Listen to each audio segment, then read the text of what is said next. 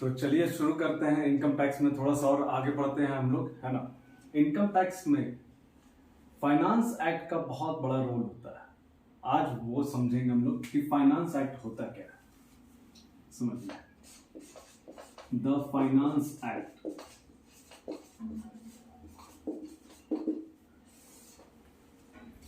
हर साल, याद रखिएगा, every year the finance minister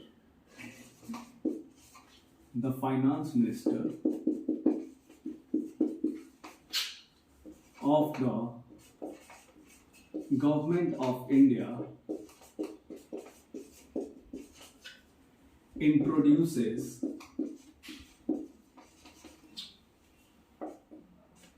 the finance bill in the parliament's budget session.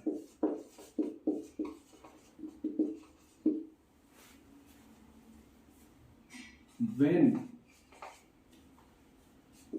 the finance bill is passed from both the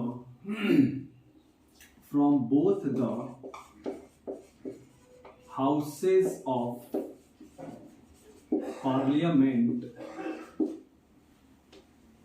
and gets the consent of the president,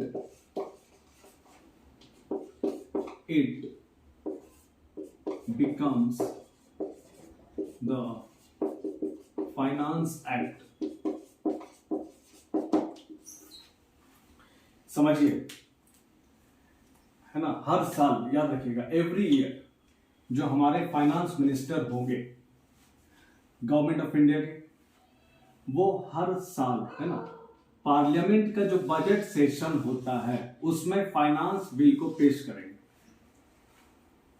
और जब ये finance bill both houses of parliament से पास हो जाएगा और president की स्वीकृति हो जाएगी, तो यही फाइनेंस बिल कन्वर्ट हो जाता है फाइनेंस एक्ट। और फाइनेंस एक्ट में जो इनकम टैक्स को लेकर या और भी टैक्सेस को लेकर जो रूल प्रिस्क्राइब किया जाता है, उसी के अनुसार इनकम टैक्स एक्ट में या किसी और टैक्स में उसी रेट से एप्लीकेबल होता है जो भी हमें गवर्नमेंट को पे करना होता है। अब यहां पे ये समझेंगे कि जो फाइनेंस एक्ट होता है, ठीक है, इसके शेड्यूल होते हैं, ठीक है। Finance act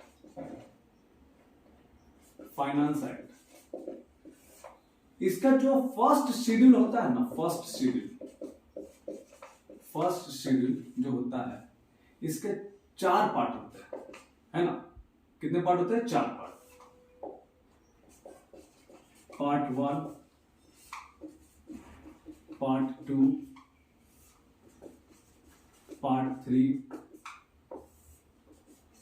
part 4। देखिए, हर साल जो है ना, हर साल फाइनेंस बिल पास होता है पार्लियामेंट से, प्रेसिडेंट उस पर अपना स्वीकृति देते हैं और हर साल फाइनेंस एक्ट बनता है। हर साल जो इनकम टैक्स में जो रेट प्रिस्क्राइब किया जाता है, वो यही फाइनेंस एक्ट में जो प्रिस्क्राइब रहता है वही लागू होता है। तो उसमें फर्स्ट शेड्यूल जो होता है फाइनेंस एक्ट में, उसमें जो पार्ट 1 होता है वो क्या होता है, इसमें रहता है ना, इसमें रहता है rates of tax for the assessment year. कि जो हमारा असेसमेंट ईयर है, उस असेसमेंट ईयर में कौन सा रेट अप्लाई होगा, वो पार्ट 1 में लिखा हुआ रहता है। पार्ट 2 में क्या रहता है? तो पार्ट 2 में रेट्स ऑफ टीडीएस रहेगा।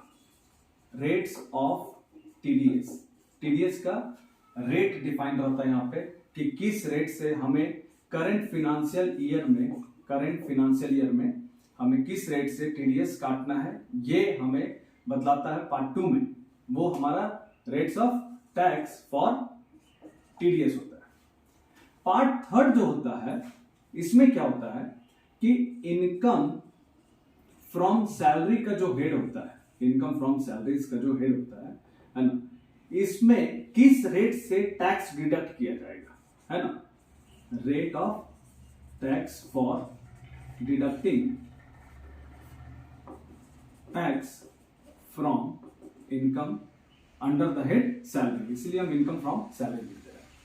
तो सर यहां पे भी टीडीएस और यहां पे भी एक तरह से टीडीएस है, तो ये पार्टिकुलर सैलरी की बात किया जा रहा है, ठीक है।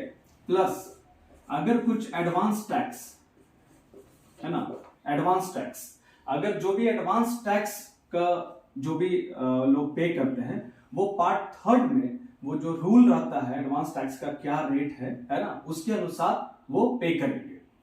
और पार्ट 4 में होता है, ये रूल दिया हुआ रहता है, रूल्स फॉर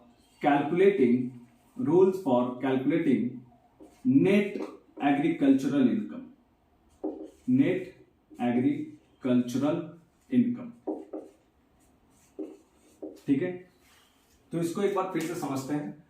फाइनेंस एक्ट हर साल, है ना, फाइनेंस एक्ट बनता है। कैसे बनता है? तो फाइनेंस मिनिस्टर जो होते हैं गवर्नमेंट ऑफ इंडिया के, वो फाइनेंस बिल जो बना कर लेके आते हैं, वो राज्यसभा और लोकसभा दोनों से पास करवाने के बाद प्रेसिडेंट की स्वीकृति मिलती है, तब वो क्या बन जाता है? Finance act.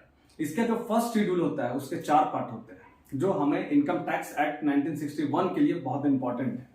तो इसमें फर्स्ट शेड्यूल में 4 पार्ट होते हैं, part 1, part 2, part 3 and part 4। Part 1 क्या बोलता है? जो रेट ऑफ टैक्स होता है ना, जो असेसमेंट ईयर का है। सपोज आपका फिनांस प्रीवियस ईयर है, मान लीजिए आपका प्रीवियस ईयर है 2022-23, तो 2023-24 हमारा असेसमेंट ईयर होगा। तो यहीं पे वो रेट्स ऑफ टैक्सेस दिया हुआ रहेगा कि किस रेट से इस बार टैक्स लगाना है इस असेसमेंट ईयर के लिए, ठीक है।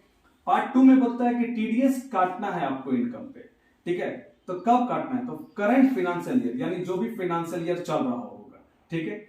अगर मान लीजिए कि फाइनेंस एक्ट 2022 की बात करते हैं, तो 2022 की बात कर रहे हैं, यानी 2022 से लेकर 23 के बीच में जो भी हमारा टीडीएस डिडक्शन होगा वो इस रेट से एप्लीकेबल होगा। अगर 2023 होगा तो 2023-24 में जो टीडीएस डिडक्शन होगा उसकी बात कर रहे हैं। उसके बाद पार्ट 3 में इनकम फ्रॉम सैलरी में जो टैक्स डिडक्शन किया जाएगा वो किस रेट से किया जाएगा वो यहां पे रहेगा पार्ट 3 में, और एडवांस टैक्स से रिलेटेड यहां पे रेट्स ऑफ टैक्सेस रहेंगे। और पार्ट 4 में रहेगा क्या कि रूल रहेगा, नियम रहेगा कि जो नेट एग्रीकल्चरल इनकम जो कैलकुलेट किया जाता है उसका क्या रूल होगा, वो पार्ट 4 में। तो हर साल हो सकता है, चेंजेस हमेशा होते रहता है, ठीक है। तो अभी आप लोगों ने जाना कि फाइनेंस एक्ट क्या होता है, फिर बाकी हम नेक्स्ट वीडियो में आगे की बात करेंगे। Thank you.